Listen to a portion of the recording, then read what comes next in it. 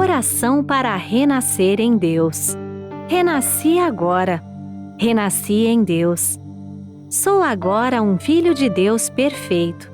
O velho eu se foi e nasceu o novo eu que é filho de Deus. A vida de Deus é a minha vida. Logo, sou sempre saudável, forte, dinâmico e jamais acontece de eu adoecer, sentir cansaço ou envelhecer. Renasci agora. Renasci no amor de Deus. Por isso estou preenchido pelo amor de Deus. As antigas tristezas, as antigas mágoas, os antigos rancores e os antigos ódios ficaram no passado. Já não me entristeço, não me magoo, não me rancorizo nem odeio. Abençoo tudo e envio pensamentos de amor a todas as pessoas. Muito obrigada. Olá, sejam todos muito bem-vindos à minha casa. Eu me chamo Maria Dalvaneide de Oliveira Araújo, sou preletora da Regional Pernambuco-Recife e, na minha vida profissional, eu sou professora e sou pesquisadora. Atualmente eu estou como doutoranda do Programa de Ciências em Educação da Universidade de Coimbra. E lá eu pesquiso muito a questão das inovações pedagógicas, como elas podem servir de estratégia para o desenvolvimento da educação emocional. E dentro dessas inovações pedagógicas, a gente tem uma que foi lançada aí em 2019, através de um documento do Reino Unido, né, chamado Aprendizagem através do Encantamento. É sobre ela que a gente vai conversar um pouco hoje, tá? E o que é aprendizagem através de encantamento? Na verdade, a educação, ela precisa despertar a curiosidade, despertar no sujeito o desejo de investigação e de descoberta. A gente pode dizer que esse caminho para a educação ele foi apontado por um teórico chamado Matthew Macphail, né? E ele trouxe, na verdade, nada que a gente não conheça, nós que já conhecemos a Seichonoye, que vivemos dentro da Seichonoye, que procuramos levar, né, a aprendizagem, né, a educação da vida para dentro da nossa escola, dos nossos lares, né? Eu vou começar por aí, tá? Pelo que a gente já discute na educação da vida. Nesse livro, A Verdade da Vida, volume 26, né? Para quem está chegando agora, a Seichonoye, ela tem uma coleção de livros chamada Coleção A Verdade da Vida. É uma coleção de 40 volumes. Então, no volume 26, ele fala sobre educação na prática. E nele, o fundador desse movimento, né, o Masaharu Taniguchi, ele traz aqui para a gente como a gente deve se contentar com as coisas naturais, com as coisas comuns da nossa vida, aquilo que a gente acha que é comum, que é corriqueiro, né? Ele começa dizendo assim, já no primeiro capítulo, né? Ele fala lá que a imagem verdadeira, para quem está chegando agora também na Seichonoye, a imagem verdadeira é aquilo que é perfeito, que foi criado por Deus. Né? Então, a nossa imagem verdadeira, tudo que é a imagem verdadeira, ela não é algo que possa ser explicado com palavras. Não existe explicação para isso. Ela é algo que simplesmente nos alegra, que nos dá o sentimento de gratidão. É algo que a gente sente, né? E não que a gente fale. Ele diz assim, por isso, quando a gente consegue despertar para a imagem verdadeira de nossa vida e a gente consegue vivenciá-la, nosso dia a dia, ele é preenchido de alegria. O lar fica harmonioso, tudo à nossa volta nos causa satisfação, né? Então, tudo acontece da forma como sempre aconteceu. Ele diz, a gente acorda, vai lá lavar o rosto, né? Para aqueles que tomam banho pela manhã, vai tomar banho. Aqueles que conseguem se alimentar pela manhã, vai lá tomar o seu café. Tudo de maneira natural. Mas nós não estamos da mesma forma. As coisas do nosso cotidiano não mudam, mas nós mudamos, né? Igual aquela música, né? Que a gente tanto ouviu, ou quem tem a minha faixa etária, né? Que a gente chega e é a mesma praça, o mesmo banco, tudo é a mesma coisa, mas nós não somos o mesmo.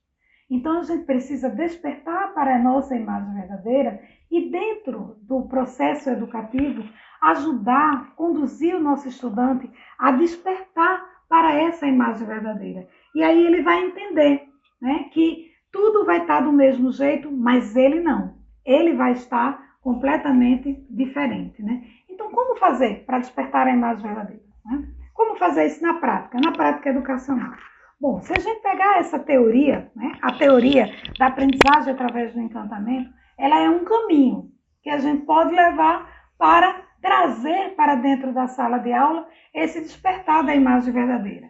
Aí o autor dessa aprendizagem, ele diz assim: 2 palavras resumem o que a escola deveria fazer, mais, além de tudo que ela faz, algo que ela deveria fazer mais para aumentar, né, essa aprendizagem, que é cultivar maravilhas, né?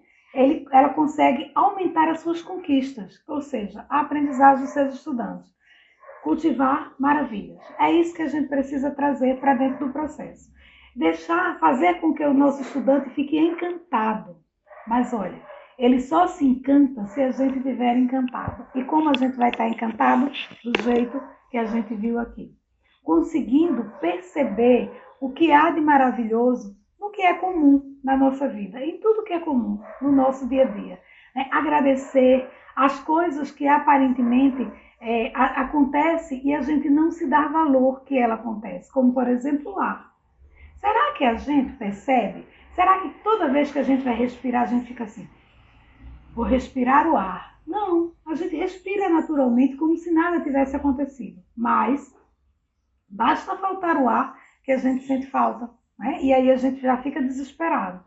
Agora, no Covid-19, né, nessa pandemia, quantas pessoas, milhares de pessoas morreram por falta de ar.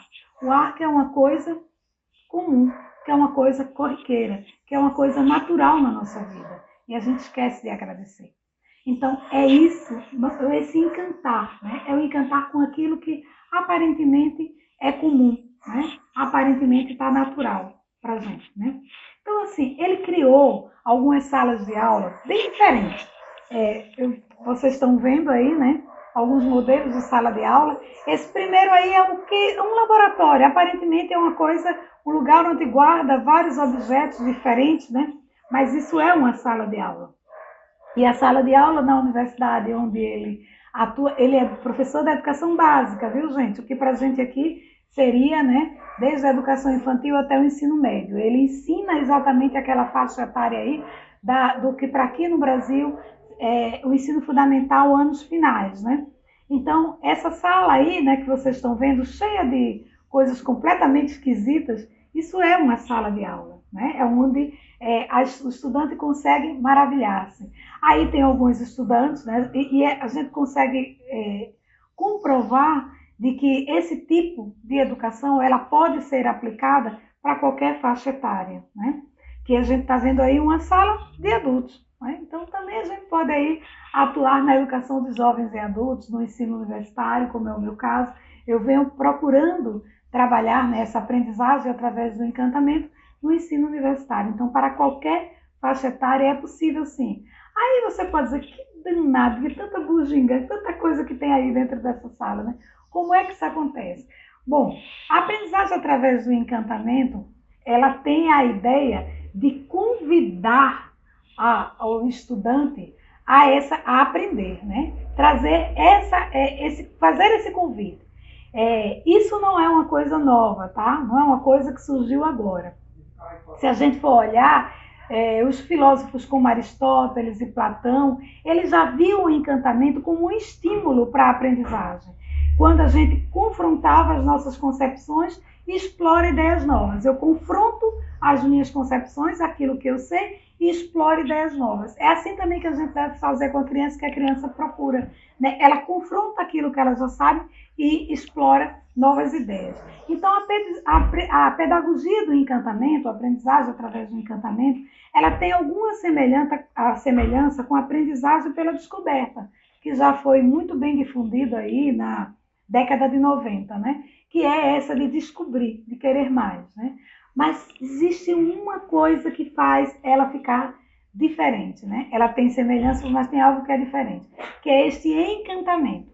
A gente vai estimular, né, essa descoberta, mas essa descoberta a partir do encantamento, né? Com encantamento.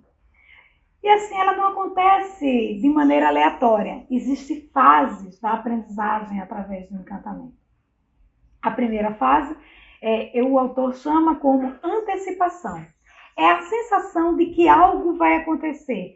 E há o desejo de saber mais. A gente tem que estimular no nosso estudante essa sensação de que vai acontecer algo naquela sala, né? A curiosidade. Ele não chegar e achar que está tudo comum, está tudo normal.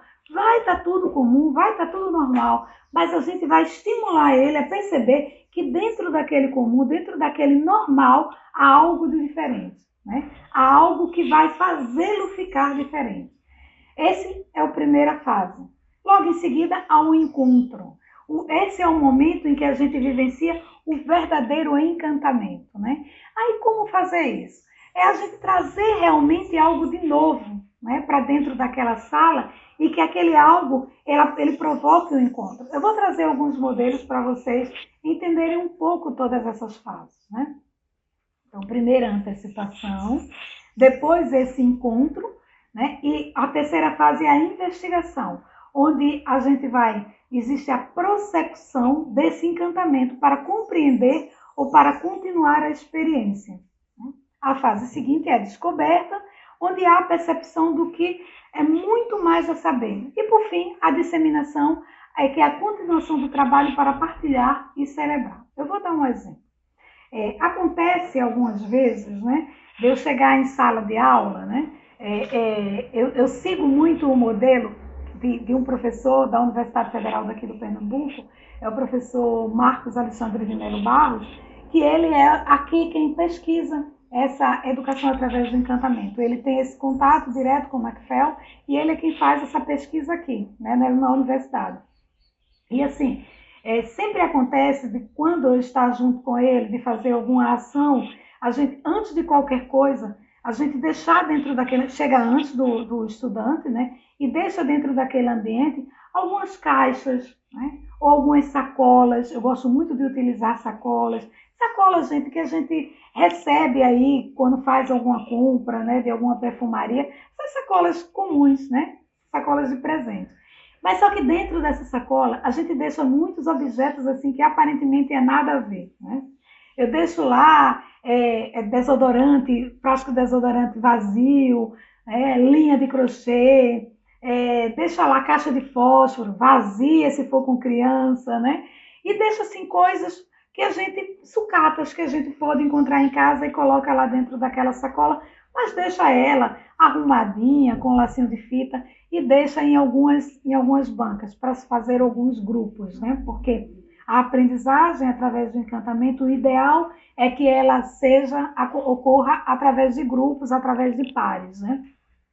Então, deixa lá em alguns espaços, essa é a antecipação. Quando o estudante chega e que vê aquilo, uau, o que será que tem dentro dessa sacola? O que será que tem dentro dessa caixa, né? Então, essa antecipação, isso cria a curiosidade desse estudante.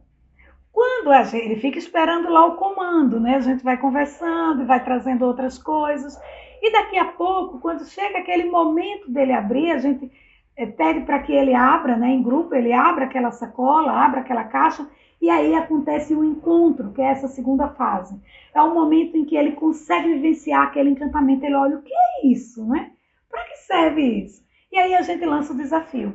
A partir daquele conteúdo que vai ser trabalhado um dia, você lança o desafio, né? Vamos lá, que você esteja trabalhando linguagem. Então, que tal dizer, cria uma história a partir dos objetos que você tem aí dentro dessa sacola, né? Dentro dessa caixa. Se você está trabalhando matemática, cria aí uma operação matemática, né? Veja aí o somar, o dividir. Bom, a criatividade aguça aí no professor e acontece dele lançar esse desafio nesse encontro. Aí é quando vem a terceira fase, que é a investigação. Ele vai procurar resolver aquele desafio que você lançou para ele, né? Ele vai investigar, ele vai procurar. O ideal é que sempre leve ele a pesquisar algo mais, né? que ele não consiga resolver fácil do que ele está ali, mas que ele vá buscar um livro, que ele vá buscar um site, né, que ele vá buscar os colegas para poder discutir, ver se consegue encontrar, que ele vá, se estiver dentro do ambiente da escola, que ele vá procurar outra sala, procurar outra professora, procurar um diretor, para saber conseguir resolver aquele desafio que você venceu. Então, é estimular nele essa investigação, buscar saber mais do que o que tem ali. Aí chega a quarta fase, que é a descoberta. Uau, descobri, conseguiu, ele foi lá e conseguiu fazer aquele desafio que você lançou. Aí está lá super feliz, né, porque conseguiu. Mas aquilo não pode ficar só com ele, precisa disseminar, ele precisa compartilhar. E quando ele compartilha, aí sim acontece todo o ciclo do processo da aprendizagem. E aí chega a celebração, que é o momento que a gente chama do grande finale. Bom, para esse teórico, né, e para esse tipo de educação, existe sim um currículo, a gente pode dizer, né, que o currículo pode ser o currículo de uma escola ou o currículo da sua disciplina, né, o currículo da sua sala de aula. Só que ele não chama exatamente de etapas, como a gente costuma falar, né, e quando a gente vai trabalhar e montar o nosso currículo, a gente chama etapas, momentos, ele chama de sessões, né? E ele cria uma coisa bem interessante, que para cada sessão dessa, para cada momento desse, para cada etapa desse currículo, ele usa como modelo caixas, né? São caixas. Quando a gente vai montar alguma coisa, alguma aula, a gente diz assim, né? No primeiro momento vamos fazer isso. Segundo momento, ele lança caixas, né? E essas caixas têm cores. E para cada cor existe uma função, né? Então a primeira caixa é a preta, a caixa preta, a black box, né? Que ele diz que é a caixa que desperta a curiosidade. É nessa caixa que você vai colocar quais são as ações que vai despertar a curiosidade do estudante. A segunda caixa é a vermelha, a red box. É a caixa da demonstração dos objetos. Lembra do exemplo que eu dei? A sacola, né? Seria o black box. Aí, o momento em que o estudante abre aquilo e vê o que é que tem dentro, seria o red box, né? A caixa vermelha, onde está lá a demonstração desses objetos.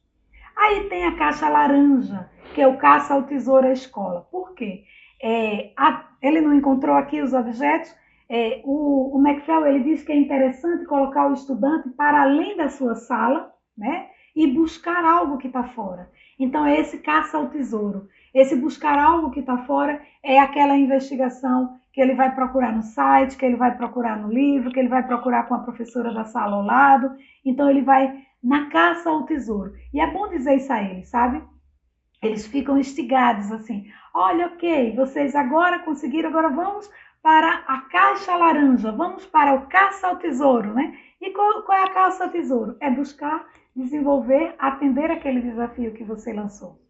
Aí depois vem a caixa amarela, que é onde ele vai investigar, questionar, examinar, identificar. Né? Ele vai realmente provocar para ver se aquilo que ele está lá buscando a solução daquele desafio é realmente aquilo que ele é o melhor que ele pode trazer para a sala de aula. Né? Porque ele pode trazer para mostrar para essa disseminação, né? Para essa partilha.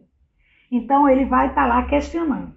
Aí vem a caixa seguinte, que é a caixa verde, a green box, que ele vai partilhar e explicar. Nesse momento, ele partilha com o grupo, ele partilha com o professor, eles vão explicar o que é que eles encontraram, e aí o professor dá uma orientação e diz, olha, por aí, não é isso. Não, isso você no caminho não é bem esse, tem um outro teórico que traz algo melhor, tem um site que você pode entender melhor. Então, é essa construção coletiva do grupo, né? Daquele grupo que está lá buscando e do professor. É o momento de partilha e de explicação. Aí vem a caixa azul, a blue box. A missão para explorar o que leva o aluno a uma visita. Ele estimula que você deve ir para além daquilo que o estudante pesquisou. Fazer uma visita naquele local, naquele local da origem daquele desafio. Deixa eu dar um exemplo para ficar bem claro. Vamos dizer que você entregou uma sacola lá com todas aquelas bugigangas e pediu para ele, deu ao seu conteúdo é a linguagem, e pediu para ele construir um texto a partir daqueles objetos que tem ali. E naqueles objetos tem ali, por exemplo, uma pedra, né? E aquela pedra é uma pedra branquinha, diferente. O que aqui na minha terra, não sei se aí vocês chamam, de seixo, né? Aquele seixinho branquinho, aquela pedrinha bonitinha. Está toda diferente lá. E aí ele vai, constrói esse texto, você pede para ele pesquisar, né? E ele vai lá buscar, e ele vai buscar que pedra é aquela, onde é que ela está. Então, nessa hora, na caixa azul, você vai pedir, inclusive, para ele fazer visitas, né? Onde será que acontece, que tem esse tipo de pedra? Que cidade, que região, aquilo pode acontecer. Então, ele vai explorar para além daquilo que ele fez a primeira exploração, né? Aí, agora na pandemia, você pode dizer, mas como a gente ia fazer isso na aula remota? Sim, é visitando museus, né? É visitando museus online, é visitando cidades online, mas isso você faz, você provoca para que esse estudante ele vá buscar, né? Por exemplo, se você deixou lá, como às vezes eu deixo, uma linha de crochê, ele tentar identificar onde nasceu as artes manuais. Qual é o país que mais utiliza, né, o artesanato a partir da linha? Que outras coisas pode se fazer com aquela linha além do crochê? Né? Então, é essa visita para além, essa exploração para além daquele desafio que foi feito. Seguindo aí tem uma outra caixa também azul, só que é o índigo, né? A caixa índiga, onde eles vão criar uma exposição para um público mais amplo. No primeiro momento, ele discutiu com o grupo, ele discutiu lá com o professor e fez essa explanação. Agora, ele vai criar uma exposição para o grupo mais amplo. E aí chega a última caixa, que é a caixa branca, o white box, que é a ambiciosa celebração. É o espanto, o uau, o grande finale, né? Onde ele faz essa exposição para um público de preferência, um público que não seja o comum. Chama a comunidade para conhecer aquilo que o estudante está fazendo, né? Não precisa movimentar toda a escola, não é a sua sala, mas chame convidados. Às vezes os próprios familiares, os amigos deles. Traga você amigos. Só basta o professor trazer um professor amigo para poder ver que eles já ficam assim encantados, porque eles estão apresentando não para o comum, para o cotidiano, mas para alguma pessoa que ele acha que é tão importante quanto o seu próprio professor, a sua própria professora. Esse é o grande finale, né? É o grande finale. Sempre traga um convidado para a sala. E se for virtual, fica mais fácil ainda, para poder encontrar perceber essa celebração.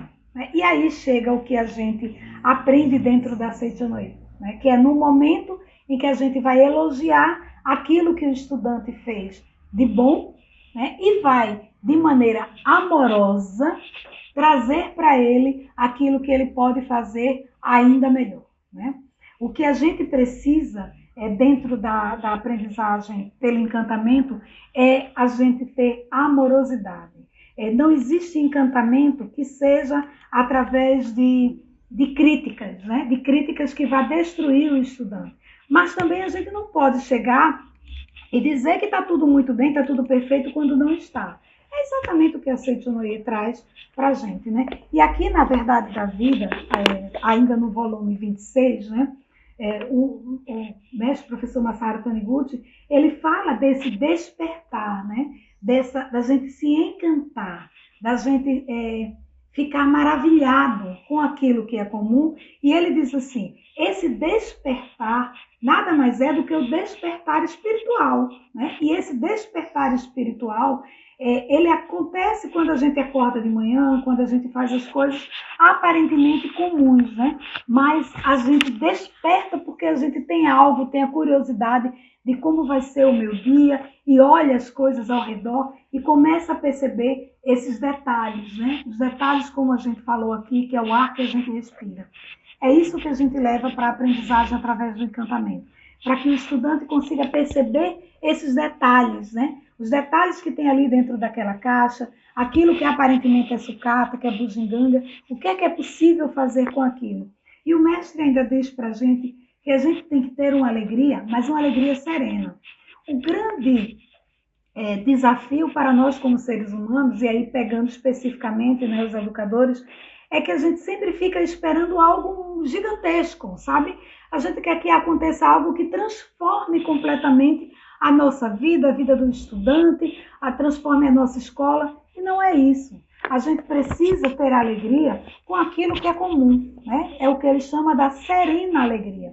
Ele até diz assim, que ele fica muito feliz quando chega as pessoas e diz para ele assim, né? Eu tenho um relato para lhe contar. Aconteceu um acidente, né? E eu consegui sair ilesa, né? E eu saí completamente ilesa graças às práticas da Seitonoye. Ele diz que bom que a pessoa saiu ilesa graças às práticas da Seitonoye. Mas o melhor mesmo era se o acidente não tivesse acontecido, né? E quando o acidente não acontece, a gente não agradece.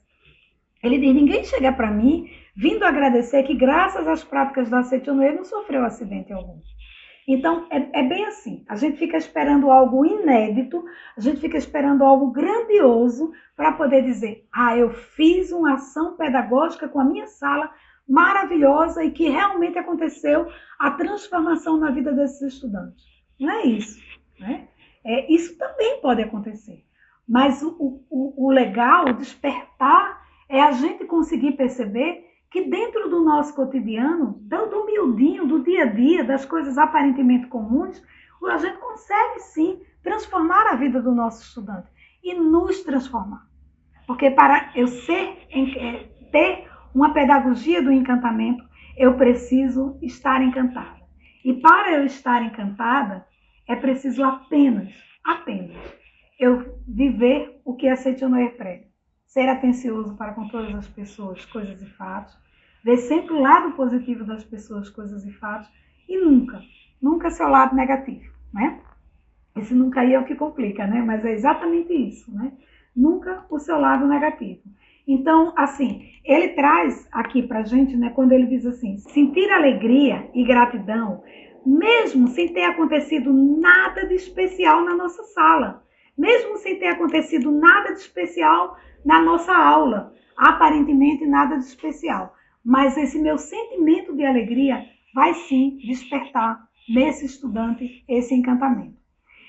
Eu vou estar trazendo também para vocês aqui, para a gente ver aqui, né, algumas imagens de algumas ações que acontecem, né, com a pedagogia, com esse aprendizagem através do encantamento. Algumas caixas, vocês estão vendo aí umas caixas, que são as caixas que esse professor que eu falei para vocês, né, daqui da Universidade Federal, ele, assim que aconteceu a pandemia, ele estava dando aula para um grupo de estudantes de física. E física é assim, bem objetivo, né, bem concreto. Então, como é que ele ia conseguir atingir esses estudantes em plena pandemia, né? Alguns, inclusive, não tinham nem como acessar porque as aulas remotas, porque não tinham equipamento, né? E a universidade ainda não tinha colocado um programa que ela colocou, onde entregou os tablets para os estudantes. E aí, o que foi que ele fez? Ele construiu essas caixas que vocês estão vendo, e dentro dessas caixas existem os desafios. Ele foi trazendo desafios da área de física, né? Que era o que eles estavam dando, trazendo os desafios para eles realizarem, e depois de cada desafio ele colocava um bumbum onde dizia pare agora, e a hora de você adoçar, né, a boca, pare agora e vá fazer, né, alguma atividade, ouça uma música, e ele foi dando todos os passo a passo do que eles deveriam fazer. E assim, foi super interessante, sabe? Os depoimentos que aconteceu, né? Depois eles postaram lá nas redes sociais e postaram também na própria Universidade Federal.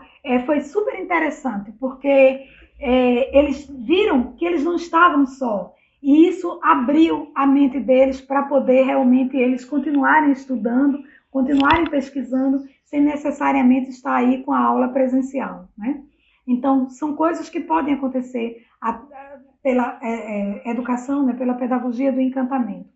E esse teórico, né, o McPhail, ele ainda diz que existem 7 princípios, né, para a gente poder efetivamente colocar essa pedagogia através do encantamento. O primeiro princípio, ele diz assim, a forma como as coisas nos são apresentadas faz toda a diferença. Tá? Não apresente ao seu estudante a coisa de qualquer jeito. Um envelope, por exemplo, se você vai dar um envelope para ele, um envelope branco e um envelope dourado, o dourado faz toda a diferença. Então, use as cores, né? O que você vai apresentar, apresente com zelo, tendo realmente essa atenção, vendo que eu e o outro somos um, aquele estudante, ele é um comigo, então, como é que eu vou apresentar isso para ele de qualquer jeito? Né? Então, faz toda a diferença. Ele diz, considere a forma como um encontro, como um encantamento é projetado e levado em consideração. Construa essa antecipação e faça a investigação desde o início da sua aula. Desde o início que você chegou, já comece criando esse encantamento, né? Essa antecipação. Segundo, as regras que regem essa interação, né, entre o estudante e aquele conteúdo, aquele objeto, aquela caixa, aquela sacola, isso influencia o resultado. Se você simplesmente largou e entregou, tá aqui, abra aí. Não, você tem que criar todo aquele clima, né? Eu gosto muito de, antes deles abrirem essa sacola, eu criar uma historinha, né? Todo mundo adora contação de história, né? Tanto é que existe uma outra inovação pedagógica chamada storytelling, né? Que é a gente ensinar através de contação de história. Todo mundo adora, se apega, né? Fica lá. Então, assim, começa criando uma historinha, né? E vai, cria a história e tem uma hora que, pronto, abre agora a sacola. Então, isso vai influenciar o resultado, sabe? A criança, ela não gosta de uma coisa de qualquer jeito, né? E outra coisa, se cada criança puder tocar no objeto, naqueles objetos que você deixou, né, resolver um quebra-cabeça, por exemplo, recriar algo estranho, né? Um estranho evento, um evento que não tem aparentemente nada a ver, essa aprendizagem vai ser mais envolvente do que ela assistir uma apresentação do professor. Então, coloque objetos que ela pode... Não coloque, vou colocar lá um bonequinho de cristal. É só para você ver e não pode pegar. Não, ela tem que pegar, ela tem que amassar. Isso vai fazer toda a diferença. Isso vai influenciar o resultado, né? O terceiro, a questão é que nós somos atraídos por coisas que estão escondidas ou são formas de ocultação. A gente é atraído, a nossa curiosidade, por algo que a gente quer conhecer a mais, não por aquilo que está exposto, né? Então, por exemplo, como eu falei, o envelope, né? Um envelope de ouro traz uma autoridade e prestígio. Eu estou vendo que é um envelope de ouro, mas eu quero saber o que é que tem por trás daquele envelope. Então, não deixe os objetos, as sucatas, soltas em cima da mesa. Coloque dentro de uma sacola de presente. Essas sacolas, como eu disse, que a gente já costuma receber, né? Bota lá. Porque nós somos atraídos pelo que está oculto, o que está dentro da sacola, o que está dentro da caixa. E não aquilo que está exposto, né? O quarto, os objetos, eles permitem diferente interação. Então, alguns deles permitem a exploração e a descoberta. É necessário procurar essa ligação. E por que esses objetos, eles têm diferentes interações? É bom, é importante, é legal, funciona melhor quando a gente usa todos os sentidos, né? Ou seja, deixa um objeto lá que ele consiga pegar e sentir um áspero e um macio, por exemplo. Deixe algo que tem cheiro, lembra do frasco de desodorante vazio? Algo que tem cheiro, né? Se possível, algo que faça barulho, um chocalho, né? Então, você vai estar aguçando todos os sentidos, né, daquele estudante. Quinto, que está ligado com esse quarto, considere todos os sentidos quando você for fazer esse planejamento dessa interação. Então, os objetos, ele tem diversas interações e você deve considerar os sentidos, né, até o sexto, sétimo sentido. Deixe lá coisas que vá aguçar essa curiosidade e essa imaginação, né? O sexto, tente provocar uma satisfação, uma promessa, né? Ó, se você lançar, vamos conseguir esse desafio. É sempre legal no final você dar alguma coisa, né? Nem que seja um elogio, né? Nem que seja um elogio que seja anotado em algum lugar. Eu sempre gosto de dar algum bombom, alguma coisa que eu sei que eles gostam e que é legal para eles, né? Agora, se eu vou prometer a eles algo para depois do desafio, essa promessa ela tem que ser cumprida, tá? Ela não pode não ser cumprida, não. Ela tem que ser cumprida. Embora não é necessária, né? Mas ela, se você for ter uma promessa, você precisa cumpri-la. Nunca faça uma promessa da qual você não consegue cumpri-la, né? Então ele diz assim: tente provocar a satisfação. Uma promessa deve ser cumprida, embora não necessariamente da forma que o participante espera. Pode ser que ele espera que você cumpra essa promessa de um jeito e você vai cumprir do outro, mas ela precisa ser cumprida. E esteja atento à frustração. Pode ser que o seu estudante fique frustrado. Ah, só um bombom, né? Ah, eu pensei que quando eu conseguisse alcançar o desafio, eu fosse conseguir, a gente fosse ganhar alguma coisa. Pode ser que tenha essa frustração. Fique atento por isso. Por vezes, as perguntas são mais importantes que as explicações. Então, pergunte ao seu estudante. Pergunte e pergunte muito, né? E deixe que ele lhe pergunte. Provoque para que ele faça perguntas. Isso diminui essa frustração. E, por último, não menos importante, seja gentil. Seja gentil com aqueles que não alcançaram. Enalteça algo de bom, enalteça o processo. O importante não é o produto que eles apresentam. Mais importante que o produto é o processo que eles levaram para alcançar o produto. Quando a gente apenas enaltece o produto, a gente pode estar criando aí uma competitividade. E isso não é bom, né? O mestre Masaharu Taniguchi, ele fala aqui, na Verdade da Vida, volume 30, ele diz que todo ser humano nasce criativo. Todo ser humano nasce inteligente. Não existe esse que não tenha essa inteligência. Né? Não existe esse. Ele diz assim, o ser humano, ele jamais esquece o que aprendeu. E o ser humano, ele é sim um ser inteligente. Ele é criativo. Ele já nasce, ele já tem essa potencialidade, né? Que está dentro de todos nós, né, ao nascermos. Então, assim, algo de bom, algo de criativo, algo de inteligente, aquele grupo, aquele estudante fez. Procure identificar o que é, né, o que fez, e elogie. E o elogio, ele é fundamental, a gente tanto estuda dentro da Seichonoe, porque é o poder que a palavra tem, né? E aí o mestre Masaharu Taniguchi, ele diz assim, mas o que é a palavra? Ele diz, palavra não é apenas um conjunto de sons emitidos pelas cordas vocais, né? Ele já lembra a gente que nas escrituras sagradas já consta que todas as coisas foram feitas por intermédio do verbo. E o que é verbo? Palavra, né? O que é que isso significa? Que antes do surgimento de qualquer coisa nesse mundo, né? Antes do surgimento do próprio homem, né, no mundo, já havia a palavra. E é por meio destas é que foram criadas todas as coisas e todos os seres, inclusive o próprio homem, né? Inclusive o próprio ser humano. Portanto, palavra não é apenas um conjunto de sons emitidos pela boca do ser humano. Palavra é vibração espiritual, é um tipo de onda de pensamento. Então, elogie mesmo que ele não tenha alcançado o objetivo, não tenha alcançado o desafio, mas elogie todo o processo, elogie todo o esforço. Mesmo que tenha sido um esforço pequeno, pode ter sido pequeno para você, como professor, mas para o estudante foi um esforço muito grande. Às vezes o nosso estudante, ele não faz as atividades, ele não consegue resolver os desafios, não é porque ele não quer, é porque a autoestima dele é baixa, né?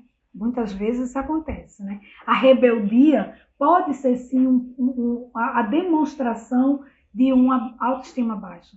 E o que é que eu devo levar para essa criança? Primeira coisa, dizer para ele, você é filho de Deus. Eu tive um estudante, né, no 4º ano, né, do ensino fundamental, em que ele era assim, sabe, muito rebelde em sala. E antes de eu chegar na sala, ele vivia na secretaria, porque tudo que se fazia de errado jogavam ele para a secretaria. A secretaria dessa escola é meio que considerada o quartel, né? A delegacia, né? daquela comunidade. E eu resolvi não mandar ele para a secretaria. E cada vez que ele fazia algo que não estava muito legal, eu chegava junto dele e abraçava ele com muita força e dizia para ele: você é filho de Deus, você é filho de Deus, você é filho de Deus. E ele ficava assim no começo meio indignado, daqui a pouco ele foi se acostumando e ia se acalmando. Mas aí eu depois, o segundo passo foi pedir para ele dizer, falar que ele era filho de Deus. E ele disse para mim: tia, eu não tenho como dizer que sou filho de Deus, porque eu não sou filho de Deus. Eu sou filho do diabo. Que história é essa? Ele disse: porque a minha família disse que quando eu nasci, porque eu nasci, minha mãe abandonou meu pai. E meu pai ficou muito ruim por conta disso. Então, eu sou filho de tudo que não presta, menos filho de Deus. Então, eu não sei dizer isso que a senhora está me pedindo. E aí foi que eu entendi o porquê da rebeldia daquela criança, né? E aí foi que eu ratifiquei para ele de que ele era filho de Deus e que não existia nenhuma outra força, né, tão poderosa quanto a força de Deus. E só quem era capaz de criar um ser humano, de construir, de fazer existir os seres nesse mundo, era Deus. Então, eu continuei insistindo de que ele era filho de Deus e cada ação que ele fazia, por menor que fosse, eu elogiava ele pelo processo. Nunca elogiar aquilo que ele fez errado. E mesmo que ele não tenha alcançado o objetivo, elogio o processo. E fiquei muito feliz no final do ano, quando eu vi que esse aluno, esse estudante, ele conseguiu assim realmente atingir o objetivo de aprender a ler e a escrever, que ele não sabia, já no quarto ano. E quando já teve algumas ações de destaque, né, ele começou a ter algumas ações de destaque dentro da escola. Então, assim, a gente precisa usar esse poder, que é o poder da palavra, tá? Mas usar esse poder para além, né, daquilo que é visível, né? Usar esse poder da palavra para tirar aquilo que está dentro do ser humano, né? Aquilo que é esse potencial, né, essa potencialidade que o ser humano tem, tá bom? Eu espero ter conseguido trazer para vocês o que é, né, essa pedagogia, né, através do encantamento, essa aprendizagem através do encantamento, e me colocando à disposição. Eu, inclusive, falei isso num congresso, né, no Congresso de Educadores, que dentro da biblioteca virtual da Universidade Federal do Pernambuco, você pode ir lá, você colocar até no Google assim, né, e-book aprendizagem pelo encantamento UFPE, e vai aparecer, né, um e-book onde teve essas ações que eu mostrei aí para vocês, dessas caixas, né, que foram entregues aí aos estudantes de física. Eu também quero deixar aqui para vocês, antes da gente concluir, umas imagens aí de umas sacolas que nós estamos atuando no município aqui do estado de Pernambuco, no município de Paudalho, e essas sacolas foram entregues aos estudantes que não podiam voltar presencialmente nesse retorno, porque são estudantes com atendimento, né, especial, porque são estudantes que realmente têm alguma peculiaridade, né? E aí eles, para não ficarem em casa sem fazer nada, foi entregue a eles. Vocês estão vendo aí a ação, eles iam com a família na escola e recebia essa sacolinha. E dentro dessa sacolinha tem aí vários desafios, né, para eles conseguirem realizar em casa, né? Então, assim, é super legal a gente pensar nisso, se colocar, né, no lugar do estudante, mas não com a cabeça e o olhar do professor, mas sim vendo que ele é a nossa extensão, eu e o outro somos um. Como é que esse estudante pode aprender? E aí eu vou criar estratégias para ele conseguir aprender, porque nós aprendemos de formas diferentes. Tem quem aprenda só ouvindo, tem quem aprenda só vendo, tem quem aprenda fazendo. Então eu tenho que ofertar diversas estratégias para alcançar a forma daquele meu estudante aprender. Mas lembra, para eu trabalhar, né, para eu conseguir alcançar o objetivo da aprendizagem através do encantamento, eu tenho que estar encantada. Então começa por mim. Eu tenho que estar encantada com a vida, eu tenho que estar encantada com o que eu faço, sabendo que o que eu faço é uma missão, né, é um propósito de vida. E aí quando eu me encanto, eu consigo levar isso para o meu estudante com muita, muita facilidade, tá? E para a gente concluir, eu vou fazer uma oração, né, aqui do livro A Verdade em Orações, que ele vai ajudar a gente a aguçar a nossa sabedoria infinita, tá? Vai ajudar a gente a nos conectarmos com essa sabedoria divina, né, que é a sabedoria de Deus, tá? Ele está aqui, o nome da oração é oração para seguir livremente o grande caminho. Então, para aqueles que já conhecem Seichonoye, se quiserem ficar em posição de oração, aí aqueles que não conhecem, encontrar aí uma posição confortável, né? Mas feche os olhos e preste atenção a cada palavra que essa oração traz para a gente, tá? Oração para seguir livremente o grande caminho. Sou filho de Deus. Deus é meu pai, é minha mãe. Deus me ama e eu o amo. Amando a Deus, amo também o caminho por ele indicado. Amar o caminho significa seguir o caminho. Deus é espírito, onipresente, que preenche todo o universo e é chamado também caminho ou grande caminho. O caminho que preenche o universo não é um caminho estreito que limita a liberdade do homem. É um caminho amplo e livre que dá acesso para todos os lados. Por isso, é chamado grande caminho. Deus é o grande caminho que conduz cada ser humano ao lugar mais adequado, no momento mais indicado. Quando sigo esse caminho, em nenhum momento fico sem saída. Se me leva a um beco sem saída, não é o grande caminho. É um caminho criado pelo meu ego. Aquilo a que a inteligência humana se agarra obstinadamente, considerando-o caminho bom, não é o caminho verdadeiro, não é o grande caminho. Para trilhar o grande caminho, preciso abandonar a inteligência do pequeno eu. A sabedoria de Deus manifesta-se quando desaparece a inteligência do pequeno eu. Quando abandono e transcendo o ego, brilha a sabedoria de Deus, da mesma forma como o avião encontra o céu azul quando voa acima das nuvens negras e agitadas. E para transcender meu ego e ficar acima das nuvens da ilusão, oro da seguinte forma: neste momento, abandono minhas preferências e meus ódios, anulo minhas intenções egoísticas, afasto os argumentos do meu ego, esvazio a minha mente e desejo sinceramente unir-me à sabedoria de Deus que me orienta. A sabedoria de Deus flui para o meu interior e orienta-me conforme a sua vontade. Mentalizando assim, permaneço com a mente despreocupada, sentindo-me em estado de fusão com Deus. Se neste momento surgir alguma ideia, devo colocá-la em prática fielmente. Ao praticar a meditação Shinzokan todas as manhãs, deixo preparado um lápis e um caderno. Se receber alguma inspiração, anoto-a num caderno e coloco imediatamente em prática, o que pode ser realizado de imediato. Deus se manifesta quando obedeço docilmente à sua vontade. À noite, antes de dormir, entrego tudo nas mãos de Deus, mentalizando durante a meditação Shinzokan o seguinte: durante o sono, Deus me ensinará o que é necessário para mim, e eu saberei quando despertar. Também nesse caso, deixo preparado lápis e caderno na cabeceira. Se ao despertar ver alguma ideia, anoto-a no caderno e coloco-a em prática.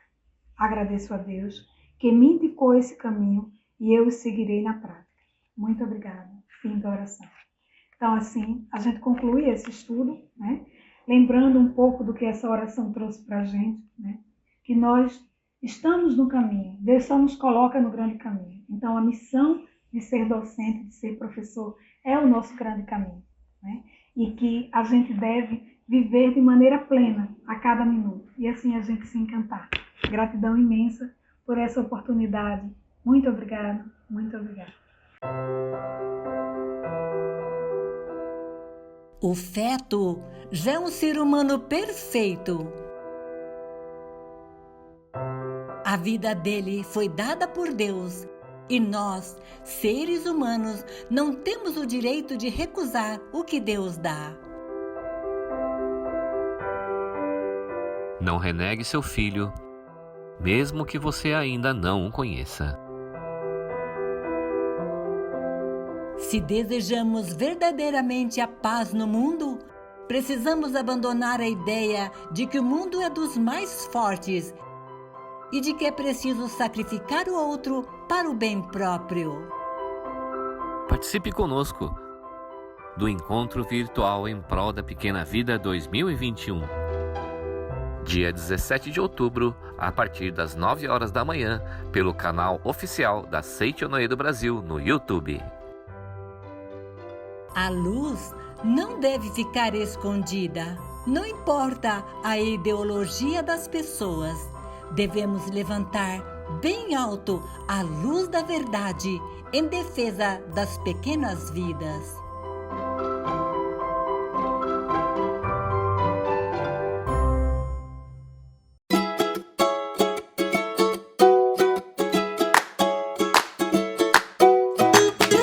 Ser criança é ter a mente cheia de esperanças. Ser criança é ter uma imensa vontade de crescer e aprender.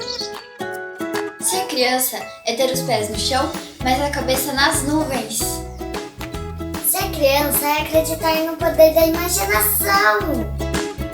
Mas, sobretudo, ser criança é ter grandes sonhos. 26ª Convenção Nacional do Departamento Infantil e Kudomokai da Seichonoye do Brasil 2021. Um dia especial para as crianças de todo o Brasil. Anote aí, 23 de outubro de 2021, às 15 horas, no canal oficial do YouTube da Seichonoye. Esperamos por você! Programe-se para aprender a realizar seus sonhos. Avise seus amigos. Nos vemos lá. Muito obrigada!